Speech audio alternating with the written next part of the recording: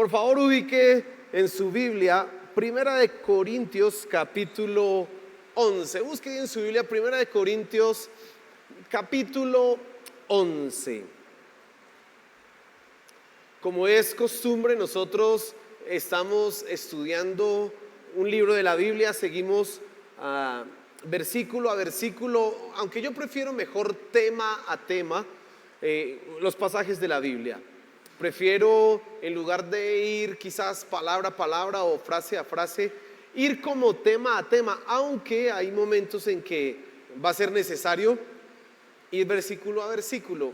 Hoy vamos a mirar un tema, vamos a mirar 15 versículos, vamos a estar mirando hoy 15 versículos y vamos a tratar de entender un poco lo que Pablo va a decir acá a la iglesia y lo que Pablo tiene que enseñarnos a nosotros el día de hoy. Déjeme decirle que si hay un tema que quizás hoy día sea controversial, si hay un tema que quizás hoy día genere dificultad, es el que vamos a hablar en esta tarde, en esta noche. Pero no hagamos ninguna más anticipación, sino simplemente vamos adelante y pidamos a nuestro Señor que hoy nos hable, amén. Que sobre todo Él sea hablando, no sea mi palabra, no sean mis ideas, sino que podamos entender la Escritura y sea Él enseñándonos en ese momento. Y yo le voy a pedir el favor que cierre sus ojos ahí donde está y oremos unos instantes antes de meternos acá. Señor, gracias porque hemos podido adorarte. Cantábamos hace un momento que tú eres bueno, que tú has sido bueno, bondadoso, y ciertamente es así. Tenemos que reconocer que tu fidelidad, tu misericordia, tu gran amor, tu infinita bondad son las que nos sostienen, nos tienen acá y seguirán y continuarán guiando y protegiendo nuestra vida. Tu gracia es infinita. Gracias, Señor, por eso. Ahora que vamos a estudiar la palabra, te suplico, Señor, que tú nos hables, sobre todo tú, que sea tu presencia, tu gloria y tu Santo Espíritu moviéndote en medio de nosotros. Instruye nuestra mente y habla en nuestros corazones. Te lo suplicamos, Señor.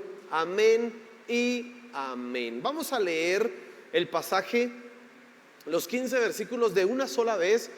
Usted ya se va a ir haciendo idea un poco de lo que vamos a hablar y luego empezamos a tratar de entender un poco lo que está diciendo aquí el pasaje. Dice así, Primera de Corintios capítulo 11, versículo 2 hasta el versículo 16. Os alabo porque en todos acordáis de mí y guardáis las tradiciones con firmeza, tal como yo os las entregué. Pero quiero que sepáis que la cabeza de todo hombre es Cristo, y la cabeza de la mujer es el hombre, y la cabeza de Cristo es Dios.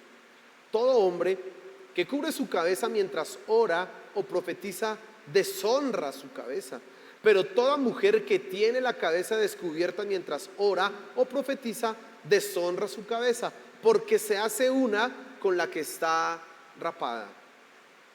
Porque si la mujer no se cubre la cabeza, que también se corte el cabello, pero si es deshonroso para la mujer cortarse el cabello o raparse, que se cubra.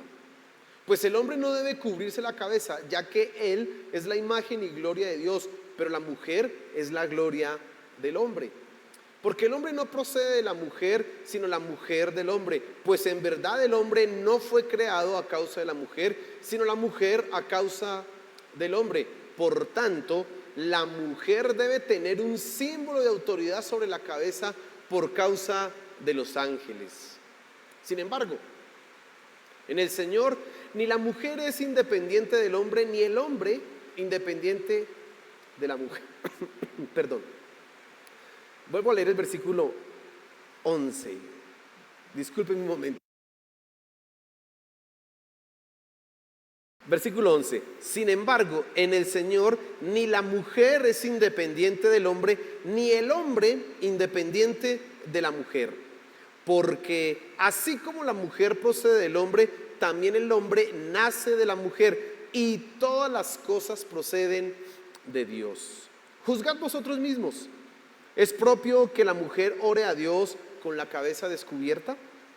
¿No os enseña la misma naturaleza que si el hombre tiene el cabello largo, le es deshonra, pero que si la mujer tiene el cabello largo, le es una gloria, pues a ella el cabello le es dado por velo. Pero si alguno parece ser contencioso, nosotros no tenemos tal costumbre, ni la tienen las iglesias de Dios. Amén. Bueno, este pasaje que acabamos de leer tiene mucha dificultad. Si le voy a dar unas cositas así como sencillas para que lo pueda entender un poco cuál es la dificultad. No sabemos en realidad qué se refiere el texto con la cabeza rapada y las mujeres que se hace uno con ella. Hay algunos acercamientos a entender esto, pero no se sabe a ciencia cierta cuál era. Parece ser que en las iglesias del primer siglo, cuando las mujeres hacían una labor en la iglesia, se colocaban un velo, los hombres no se lo colocaban, y entonces ciertamente hay dificultad. También, por ejemplo, ese asunto de que la mujer tiene que tener un símbolo de autoridad por causa de los ángeles. Ahí la pregunta es, ¿y por qué por causa de los ángeles? No hay una certeza clara frente a esos datos, pero aún así los principios generales y las verdades de lo que está enseñando Pablo sí las podemos comprender tú y yo, y sí podemos sacar algunas cosas y enseñanzas que pueden edificar nuestra vida. En primer lugar, pensemos un poco en las tradiciones y preguntémonos, ¿son buenas las tradiciones? Pablo hace hincapié en el versículo 2, dice: os alabo porque en todos acordáis de mí y guardáis las tradiciones con firmeza, tal como yo os las entregué. Y Pablo está haciendo énfasis, hincapié en la importancia de las tradiciones. Ahora, para nosotros, las tradiciones o esa palabra no suena chévere. Si nos hablan de tradiciones, nosotros pensamos en algo aburrido, algo antiguo, algo viejo, algo que no tiene nada de emoción. Es más, pensamos que es algo que tiene que ser cambiado. Pero Pablo hace una alabanza a los corintios diciéndole: los alabo, los admiro, los aplaudo a ustedes porque han recibido mi palabra y han mantenido las tradiciones. Ahora la pregunta será, ¿a cuáles tradiciones se refiere Pablo? Muy seguramente Pablo está hablando de las tradiciones que tienen que ver con el Evangelio, tradiciones que tienen que ver como por ejemplo la Santa Cena, la Cena del Señor, tradiciones que tienen que ver como por ejemplo con el bautismo, tradiciones que tienen que ver con cómo se debe enseñar la palabra, cosas que en realidad son necesarias, y déjame decirte que necesitamos nosotros inclusive hoy día mantener y sostener. Por lo tanto, una primera enseñanza que tenemos que tener esta noche es que no todas las tradiciones son malas, no todo lo tradicional debe ser desechado. Hay una línea de pensamiento filosófico que es el liberalismo, y el liberalismo básicamente lo que busca es destruir todo lo antiguo para traer nuevas cosas. Es una idea que propende por la libertad individual, y a partir de esa libertad individual, entonces todo lo que sea novedoso y todo lo que venga a construir algo nuevo debe ser abrazado. Al otro lado, en contraposición, está el conservadurismo, que dice: no, se deben conservar las cosas porque en realidad podemos construir a la luz de lo que ya se ha venido haciendo en la antigüedad. Imagínese un momento usted la dificultad que tendríamos para avanzar como sociedad si cada generación tuviéramos que empezar de cero. Sería imposible. Precisamente algo que nos ha llevado a los avances tanto ideológicos como de civilización, como de ciencia, todo lo que usted quiera pensar, está cimentado en lo que han hecho los antiguos, en cosas que han hecho en el pasado. Ahí hay una importancia. Y mira que, volviendo aquí a la Biblia, alejándonos de esto de las ideologías, por ejemplo, el libro de Proverbios dice algo importante. Dice: no traspases los linderos antiguos. ¿Y por qué dice eso el libro de Proverbios? No solamente porque se esté preocupando porque cuando haya una herencia o cuando haya una tierra, entonces uno vaya quitándole un pedazo de terreno al otro, sino también porque hay cosas que antiguamente se hicieron y deben mantenerse de esa manera porque son buenas. Ahora, también tenemos que entender que hay cosas que tradicionalmente deben ser modificadas y cambiadas, deben ser evaluadas porque sinceramente ya no funcionan. Como primera enseñanza, entonces, creo que es importante entender que hay tradiciones que son buenas. Tú tendrías que ya pensar qué tradiciones son buenas a nivel espiritual, en mi casa, como hábitos. Tú tendrías que pensar en eso porque es digno de alabanza, y más en las cosas espirituales, más en los asuntos que tienen que ver con Dios. Pero vamos a meternos en el tema en el cual Pablo está realmente preocupado, y no son las tradiciones a nivel general, sino el asunto de cómo debían estar las mujeres sirviendo. Ahora, parece ser que aquí el problema que Pablo quiere abordar es si la mujer en la iglesia debe o no debe colocarse un manto, una cosa así cuando va a orar. Imagínense, eso era así. Pablo está tratando de pensar en esta situación. ¿Esto? ¿De dónde salió eso? Ya. Pablo está tratando de pensar precisamente en esos asuntos de tradiciones que tienen que ver cómo es la mujer, la función en la iglesia, cómo debiera hacerla. Y déjeme hacerle una pregunta. Cuando usted lee este pasaje, ¿qué impresión le dejó? ¿Qué le causó a usted en su mente? Quizás usted pensó, ¿será que hoy nos toca orar a las mujeres, las damas que están aquí, a las señoritas, las mujeres? ¿Será que nos toca orar con algo en la cabeza? Otra pregunta sería, ¿y por qué nosotros no hacemos eso que dice Pablo ahí? Esa sería una buena pregunta. Si obedecemos la palabra de Dios, ¿por qué las mujeres ahorita estaban cantando aquí? Usted se da cuenta que nuestro grupo Alabanza hoy tenía solo 3 caballeros, pero tenemos mayoría de mujeres. ¿Por qué no tenían algo aquí en la cabeza? ¿Será que estamos desobedeciendo la palabra de Dios? Esas preguntas que yo le planteo a usted son importantes porque nos llevan a entender un poco lo que Pablo está tratando de enseñar. Ahora, parece ser, como le mencioné hace un rato, que en el primer siglo la iglesia, cuando la mujer ejercía una función, tenía que colocarse un velo, y eso como un símbolo. Pero algunas, quizás, damas, estaban diciendo, no, quitémonos ese velo. ¿Por qué tenemos que orar así? ¿O por qué tenemos que profetizar de esa manera? Y ese profetizar lo vamos a mirar cuando lleguemos al capítulo 12, 13 y 14. Vamos a estar mirando a qué se refiere Pablo. Pero muy seguramente algunas están diciendo, no, vamos a quitarnos eso y no vamos a hacerlo de esa manera. Y Pablo está argumentando a favor de mantener esa tradición, de mantener esa práctica. Ahora, hoy día no hacemos eso. Hoy día nosotros, las damas de nuestra iglesia, no se colocan eso. Yo no sé, no he ido a una iglesia, quizás habrán algunas, en donde las mujeres apenas ingresan a la iglesia se colocan algo así y van a tener que eso. Seguramente habrá alguna, pero nosotros no. ¿Por qué no lo hacemos de esa manera?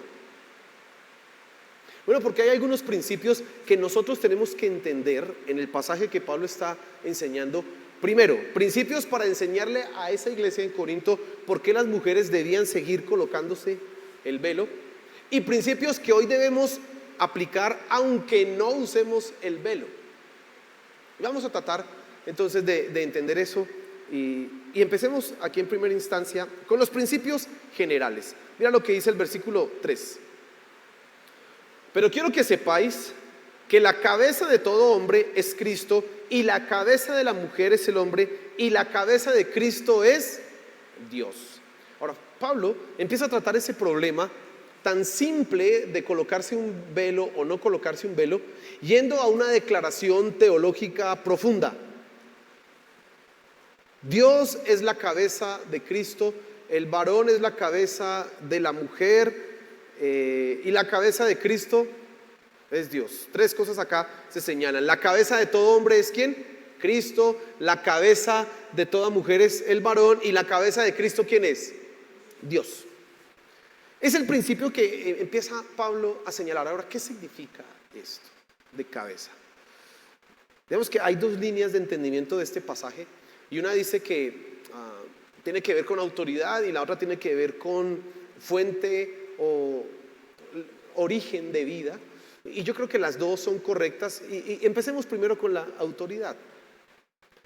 Y es válida por varias razones. Primero, empecemos por la siguiente verdad. Dios es la cabeza de Cristo. Veíamos hace poco cómo Cristo se sujetaba a Dios. Recuerda que él decía en Juan en el capítulo 5, no hago nada que no haya visto ¿de quién? De mi Padre. Luego en el capítulo 14 del mismo libro de Juan, él va a decir, no digo nada de mí mismo, sino todo lo que he oído de mi Padre es lo que a ustedes les digo. En Mateo, y yo les resaltaba esto, en el capítulo 1, 2, 3, 4, inclusive en el 5, todas las acciones del Señor Jesús venían dadas para cumplir la voluntad ¿de quién? Del Padre.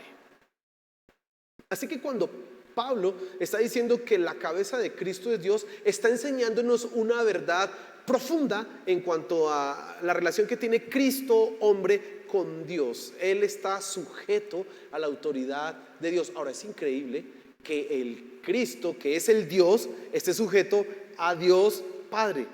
Eso será incomprensible para nosotros. Esa es una de las complejidades que Dios tiene, que al momento quizás no podamos comprender, pero lo cierto es que cuando Cristo se encarnó, y es más, cuando Cristo fue enviado, por algo dice la Biblia que fue enviado, porque se sujetó a quien, a su Padre. Pero también dice el pasaje, y dice la Biblia, que Cristo vino de sí mismo, que Él mismo se ofreció, que nadie lo obligó, sino que Él mismo, de su propia voluntad, vino. Pero entonces el punto es este: Cristo está sujeto a Dios como cabeza. La segunda parte de esa afirmación que acabamos de leer es que dice, Cristo es la cabeza de todo hombre. Y tenemos que entender eso teológicamente, o sea, se está refiriendo a los creyentes, no está hablando a todos los seres humanos, porque no todos los seres humanos se sujetan a Cristo como su autoridad, sino está refiriéndose a los cristianos, a los creyentes. Y en este sentido los hombres son varones. Acá el término debe ser entendido de esa manera: varón, hombre. Cristo es la cabeza de todo varón. Todo varón se debe sujetar a Cristo, todo varón sigue el ejemplo de Cristo, todo varón le es responsable ¿a quién? A Cristo, le es respondiente o debe dar cuentas a Cristo. Efesios 5 resalta esa misma realidad y esa misma verdad. Nosotros los varones debemos darle cuentas a Cristo. Y en tercer lugar dice, el varón es cabeza de la mujer. Ahora, el principio entonces que está enseñando Pablo acá es que hay niveles de autoridad, y es digno de notar precisamente cómo viene eso en secuencia. Cristo sujeto al Padre, el hombre sujeto a Cristo y la mujer sujeta al hombre. Ya van entendiendo por qué yo le decía que esta enseñanza de 1 Corintios capítulo 11 es muy polémica hoy.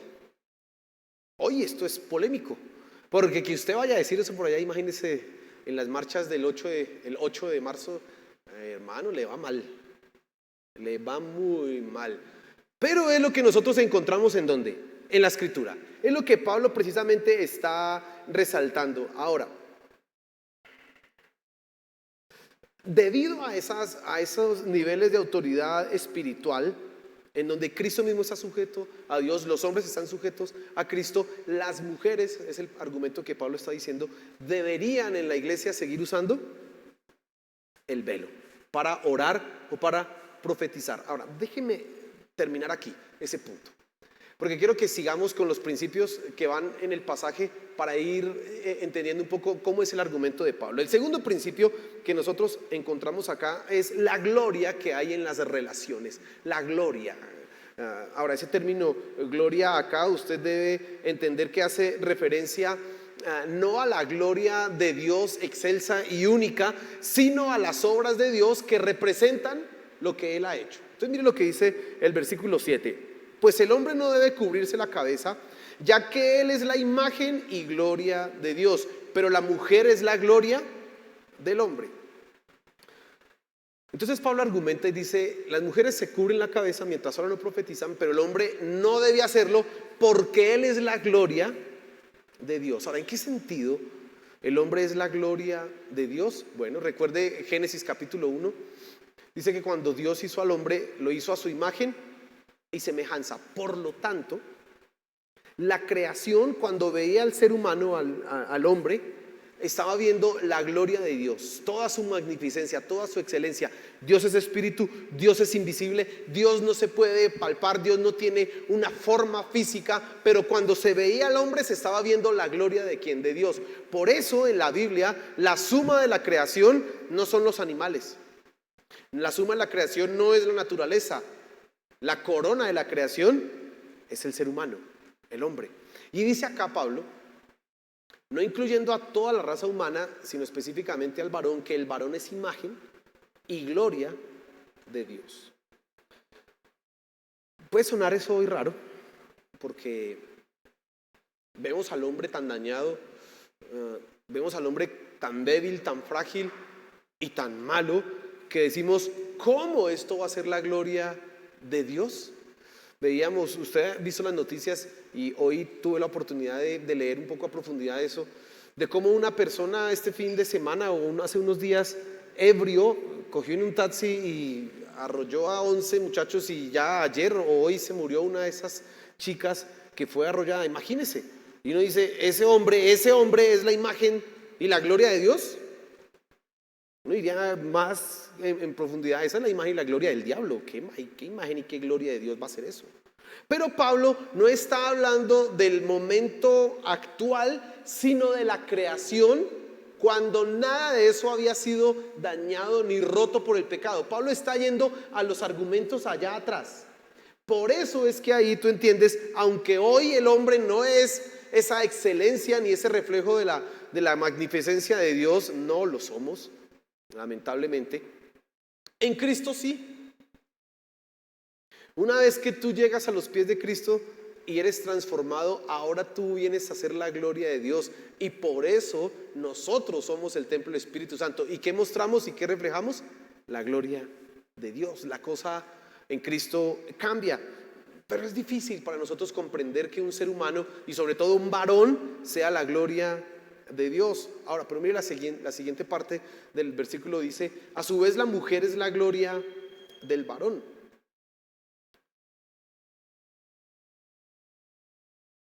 Hombre, gloria e imagen de Dios. Mujer, gloria del varón. Siempre he dicho y siempre he sostenido acá que cuando yo veo a tu esposa, le estoy hablando particularmente a los caballeros en este momento, yo estoy viendo quién eres tú. Entonces si yo veo a tu esposa mal, amargada, emocionalmente dañada, emocionalmente rota, pues eso es lo que tú eres. No es otra cosa. Eso es. La mujer, está diciendo Pablo, que representa a la gloria de Dios. Ahora, ¿por qué? Y vamos al tercer principio. El orden de procedencia o el tercer principio de la procedencia. Mire el versículo 8. Porque el hombre no procede de la mujer, sino la mujer del hombre. Pues en verdad el hombre no fue creado a causa de la mujer, sino la mujer a causa del hombre. Y entonces fíjese, cuando se dice que, por ejemplo, dice, hablando de Colosenses, que Cristo es la imagen del Dios invisible, Cristo encarnado, entendemos que Cristo en la eternidad fue, y perdónenme usar esta palabra, en la Trinidad, engendrado y dado ¿por quién? Por Dios. Ahora usted dirá, ¿cómo así engendrado? ¿Tuvo un momento de principio? No, pero hay una procedencia de Cristo con respecto al Padre. Por eso al Padre se le llama al Padre y a Cristo se le llama el Hijo, porque hay una procedencia. Pero lo mismo sucede en cuanto al hombre y la mujer. Siempre ha habido dificultad para entender el capítulo 1 y el capítulo 2 del libro de Génesis. El libro de Génesis, en el capítulo 1 y capítulo 2, repite la misma historia. Capítulo 1, los 6 días de la creación, y en el sexto día se crea el hombre y la mujer, pero parece ser en el capítulo 1 que fue en el mismo momento y en el mismo instante. Pero uno lee el capítulo 2 y de repente hay un lapso de tiempo entre el momento en que fue creado el hombre y el momento que fue creada la mujer. Parece que hubiera una contradicción en los dos relatos de la creación. Ahora, lo que nos enseña a nosotros esos dos relatos, o más bien el capítulo 2, es que hay una procedencia y la mujer en este caso fue sacada ¿de dónde? Del hombre, para ser su ayuda idónea, y por eso ella es la gloria del hombre, por eso ella es la gloria del varón. Ahora escúcheme, y vamos al segundo entendimiento que tiene esto, que algunos eruditos dicen que estos pasajes lo que significan es básicamente que hay un entendimiento de que la cabeza es la fuente de origen. Dios es la fuente de origen del Hijo, el hombre es la fuente de origen de la mujer, y deben ser honrados y respetados porque simplemente son la fuente de origen. Usted lo comprende muy fácilmente cuando se hace la celebración del Día de la Madre. ¿Por qué se honra a la madre? Dicen los hijos, así sean malos hijos o así sean desagradecidos o malagradecidos, bueno, como sea, dicen, es que esa mujer me dio la vida. Por ese simple hecho, aunque sea inclusive mala mamá, ella merece ser honrada porque me dio la vida. Pues el mismo principio está colocando Pablo acá. Y dice Pablo que la mujer debe honrar a aquel del cual ella procede, a aquel del cual ella debe su origen. Y entonces fíjese, ese principio de procedencia finalmente lo que nos lleva a entender acá, y Pablo está argumentando eso, y es que en la iglesia la mujer debe usar ese velo porque uno, hay una autoridad, dos, porque ella procede, tres, porque ella es la gloria del varón. Ahora, vamos a mi tercer punto. Esto hoy está muy técnico, ¿cierto? Como mucho punto por aquí, mucho punto por allá, pero bueno, tocó así hoy. Tercer punto, un principio que tenemos que aprender. Mira el versículo 10. Por tanto, después de esos argumentos que Pablo ha dado, la mujer debe tener un símbolo de autoridad sobre la cabeza por causa de los ángeles. Por favor, no me pregunte por qué dice ahí por causa de los ángeles. Dejémoslo ahí. Déjele ahí.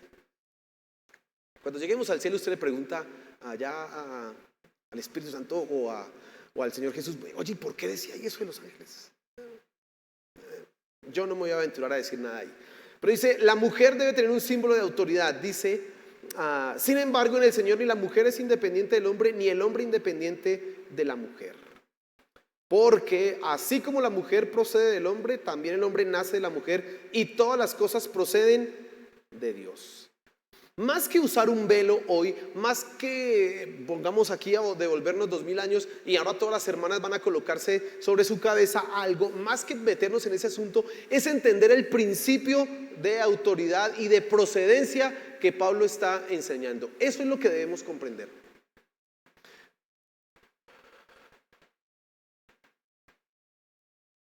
Y entonces aquí hay algunas aplicaciones. Hermana,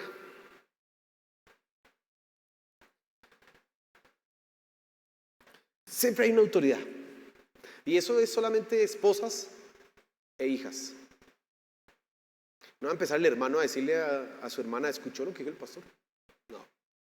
Eso es esposas e hijas. Esposas deben entender que su esposo, ese hombre, es su cabeza.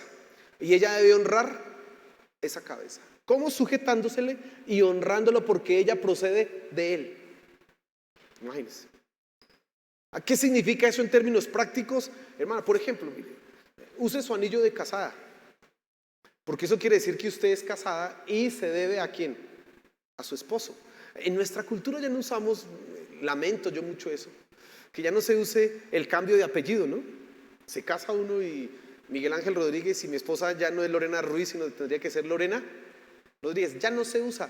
Yo recuerdo aquí hay una, no, en el colegio va una abuelita y siempre ella firma por los nietos y esos nietos son una caspa, pero bueno, ya va a responder allá por ellos. Y ella se llama, creo que se llama Doris o algo así. Y colocan Doris de Revilla. Ella es venezolana. Y le digo yo, ¿y usted todavía usa el de Revilla? Y dice, claro, yo soy casada. ¿Qué es? ¿Cuánto? Soy de Revilla y mi esposo. Y ahí lo explica uno. Eso es tener un signo de ¿qué? De autoridad. Y entender, yo soy. Tengo que honrar mi cabeza.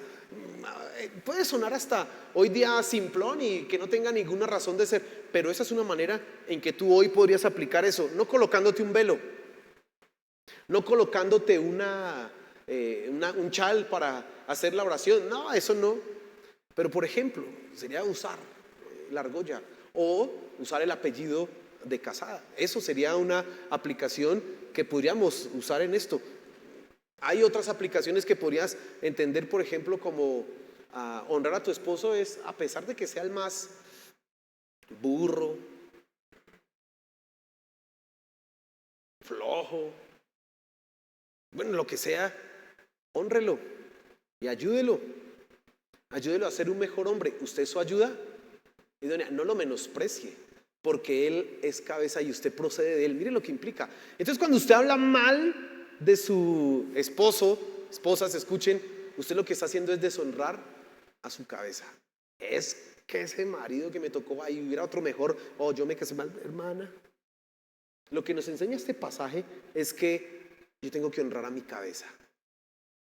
Y si tú ejerces un ministerio en la iglesia, con mayor razón debieras honrar a tu esposo.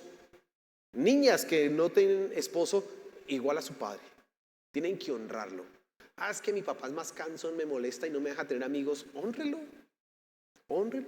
Es que mi papá es más celoso, es más no sé qué. Honre a su papá, sujétese a él, obedézcale. Eso es algo que te va a bendecir a ti a lo largo de tu vida, honrar a tu cabeza.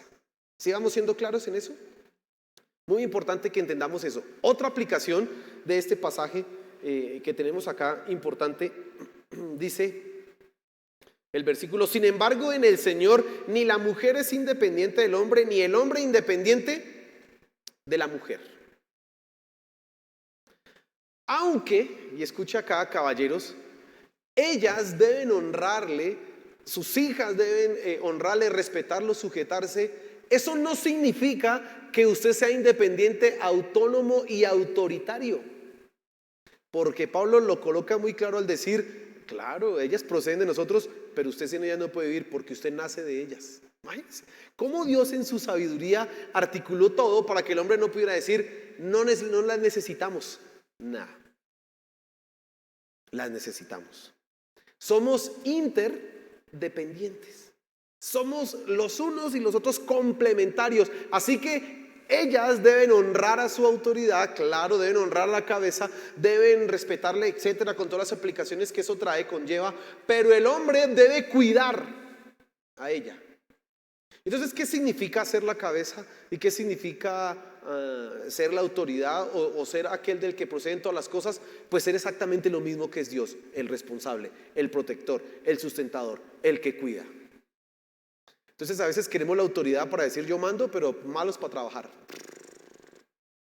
Queremos ser la autoridad y decir usted se coloca mi apellido y yo y diga que yo soy su esposo, pero no cuida ni protege ni nada, y más bien son ellas las que tienen que ir a partirse el lomo y llevar el alimento a la casa.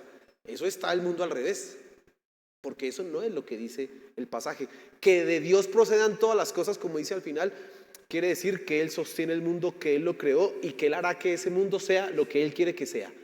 Un papá, un hombre, un esposo que es cabeza, es aquel que es la imagen de Dios en sus comportamientos, en su ética y en cómo tiene a su esposa y a sus hijos. Digan amén los hermanos. Ya no es tan chévere, ¿sí o no? Porque es bonito si nos dicen lo otro, que yo soy la cabeza, pero cuando me ponen, ¿cómo así? O sea, yo tengo que asegurar que en mi casa no falte el pan. Sí, señor, es usted, no ella. Esa es su tarea. Ahí sí, ¿quién lo mandó a ser hombre? Dirán que yo tengo un pensamiento retrógrado en eso, pero yo así pienso, creo, y eso lo aplico yo en mi casa. A mi esposa yo le dije, aún antes de habernos casado, mi amor, yo trabajo para ti. Si tú quieres trabajar, será porque tú lo desees hacer, no porque yo te pida, bueno, trabaja y ponga 50-50. No. Eso debe hacerlo un hombre. Debe cuidar y proteger y asegurarse que ellas, incluyendo las hijas, estén bien. Eso implica. Y entonces fíjese en ese otro principio y en esa otra verdad que Pablo coloca acá: somos interdependientes y entonces nos necesitamos los unos a los otros, y eso lleva a entender la autoridad no como mandar, sino la autoridad como ser responsable. Yo soy la cabeza, es decir, soy responsable. Yo me hago responsable de todo. Eso es ser la autoridad. Finalmente, dice el versículo ahí, el versículo 15, si no estoy mal.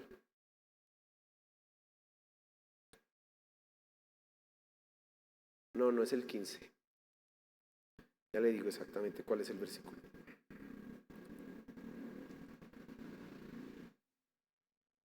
Porque así como la mujer procede del hombre, también el hombre nace de la mujer y todas las cosas proceden de Dios. Lo último que tenemos que entender es que todos estamos sujetos a Dios y estas cosas que son tan en nuestra cultura, en la época en que vivimos, a veces tan difíciles de comprender, pues finalmente es que todo procede de Dios, así que nos debemos a Él y debemos honrar lo que Él ha dicho que debe ser nuestros hogares, que debe ser nuestras iglesias y cómo debemos nosotros manejar. Así debe ser. El último versículo del pasaje, que es muy llamativo, dice: y si alguno parece ser contencioso, o más bien no está de acuerdo y no le parece, dice así Pablo, nosotros no tenemos la tal costumbre de no vivir conforme a los principios de Dios, ni la tienen las iglesias de Dios. Es lo que finalmente dice este pasaje.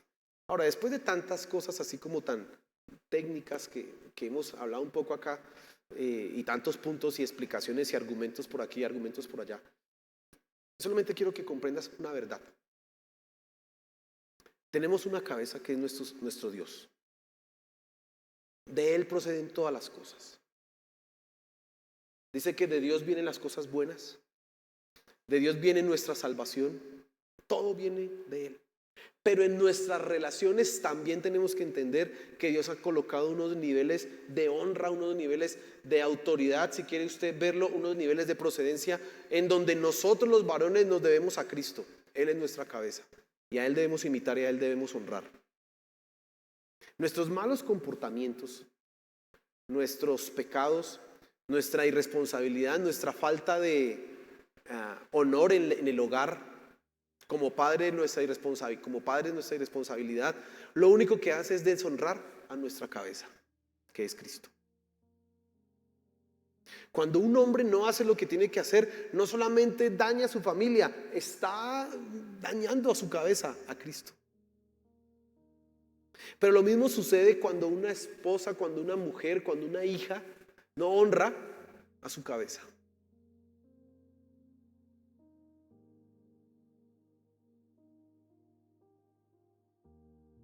Esto no es un discurso ni una argumentación pro machista y anti mujer y las queremos sometidas y abajo la pañoleta verde, etcétera. No. Es simplemente un llamado a mirar lo que dice la palabra de Dios y aplicarlo en nuestra vida. Dice Romanos 12, la palabra de Dios o la voluntad de Dios es buena, agradable y perfecta. Y si tú quieres que tu vida sea buena, agradable y perfecta, vive de acuerdo a los principios de Dios, hermana. Ya sabes, aquí no es ponernos un velo, no, es entender que hay una procedencia. Las mujeres proceden del hombre. Mientras son hijas, honren a su papá. Aún cuando son casadas, honren a su papá.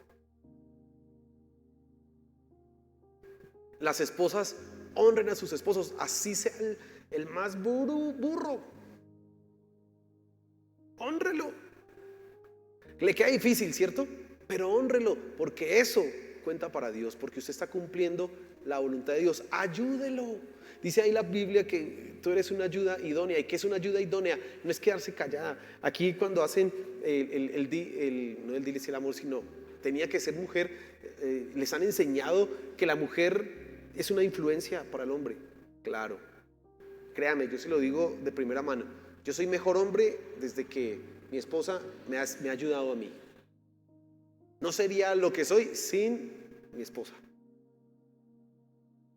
Pero pues, hermana, sea intencional en ayudar a su esposo.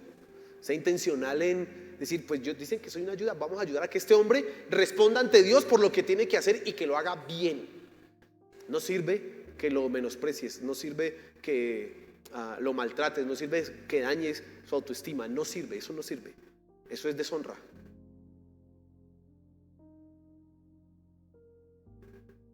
Y Dios quiere que en todas nuestras prácticas nosotros tengamos eso acá, que pongamos en práctica eso. Entonces, hermana, no es que se ponga un velo, es que entiendas, tengo que honrar a mi autoridad, mi papá, mi esposo, etcétera. Tengo que honrarlo. Y los caballeros tenemos que hacernos dignos de esa honra. ¿Cómo? Sé la cabeza, asume que eres el responsable. Los problemas de tu hogar son tuyos. No le eche la culpa a la esposa. Es que si me hubiera casado mejor, tendré un mejor hogar. No, sea varón y asuma su responsabilidad. Eso es ser hombre. No le eche la culpa a los demás, asúmala usted. Diga, soy yo el culpable. Sí, eres tú el responsable de eso. Ya después de que tú asumas eso, pues miramos a ver qué pasa con la esposa o qué pasa con los hijos. Pero primero asume tú la responsabilidad. Cristo se hizo hombre y aunque él no era culpable, asumió la responsabilidad por todos nosotros, por su esposa, por la iglesia, que merecía ir al infierno, que merecía perderse, pero Cristo dijo, no, yo muero por ella, yo me sacrifico por ella para que ella sea salva. Imagínense esa imagen de Cristo, y eso es lo que Efesios 5 dice, nada más ni nada menos. Esposos amen a sus esposas así como Cristo amó a la iglesia y se entregó por ella, aunque no era culpable. ¿De quién era la culpa? De la iglesia, de la mujer, pero Cristo se hizo responsable. Fue hombre, fue varón, decidió asumir la responsabilidad. Esa es la tarea que nos corresponde. Que en medio de todo esto que he hablado esta noche, que puede ser un poco quizás enredado, tú puedas comprender, aquí hay unos principios que tenemos que entender, hay unas verdades, y Dios nos ayuda a poner eso en práctica. Amén. Señor, gracias por tu palabra, gracias por la enseñanza que tenemos. Definitivamente tú tienes palabra para todo lo que requiere nuestra vida. Aún temas que antaño pareciera que no eran tan relevantes, fueron tratados precisamente para nuestra edificación, para nuestro crecimiento. Te suplico, te pedimos, Señor de los cielos, que nos ayudes a entender estas verdades y sobre todo a vivirlas. Como hombres, a entender que nuestra autoridad y esto de ser una cabeza no es ser un autoritario, sino que en realidad tenemos una ayuda valiosa y que debemos ser responsables de cuidar y proteger esa ayuda. Que las hermanas puedan entender, las damas puedan comprender que proceder no es menos. En realidad es como tú has hecho todas las cosas y como tú has organizado tu creación de manera sabia, y que honrar esa procedencia y honrar esa autoridad y esa cabeza es bendición. Señor, ayúdanos a entender esto. Te lo suplico, Padre. Amén y amén.